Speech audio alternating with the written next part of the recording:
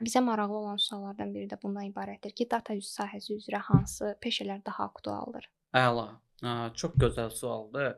Data sahəsində çoxlu sayda müxtəlif, hətta deyərdim ki, bəlkə də 100-dən çox fərqli peşə mövcuddur. Və bu peşələrin hər birisində tələb olunan bilik, bacarıqlar bir-birindən fərqlənir və görülən işlər də bir-birindən fərqlənir. Demək olar ki, bunların böyük əksəriyyəti aktualdır. Sadəcə mən o peşələr haqqında məlumat vermək istəyərdim ki, bir data mütəxəssisi var bu datanı belə deyim, səliqəyə salan, datanı warehouse-lara yığan data mühəndisləri, təmizləyən insanlar, data engineerlər. Bəli, vizuallaşdırma qeyd elədik var, diaqnostik analitika var, prediktiv analitika var, düzdür, proqnozlar vermək var. Baxın, vizuallaşdırma üçün ayrı pozisiyalar var. Yəni sən sadəcə vizuallaşdırma bilməyən tək tablonu, SQL-i, Power BI-yi, Excel-i bilməklə gedib hansısa şirkətdə vizuallaşdırma mütəxəssisi kimi işləyə bilirsən. Sonra statistikanı bilməklə siz artıq proqnozlar verən bir statistika mütəxəssisi kimi. Ya buna data analitik də deyirlər bəzən. Bəzən vizuallaşdırma mütəxəssisinə data analitik deyirlər. Bu data analitikanın müxtəlif mərhələləri olduğuna görə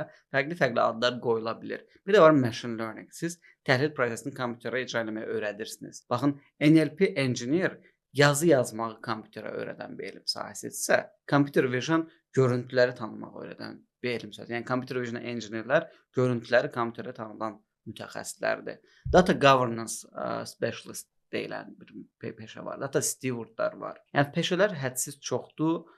Mütləqdir ki, siz karyera qurarkən hansı peşəni bilmək üçün hansı biliklər lazımdır, hansı xüsusiyyətlər lazımdır, o peşənin tələb elədiyi bacarıqlar və gördüyü işlər nələrdən ibarətdir və onları bilməlidir ki, gənc və ona uyğun olaraq özünə düzgün peşə seçsin və daha sonra öyrənmə istiqamətini təyin edə bilsin.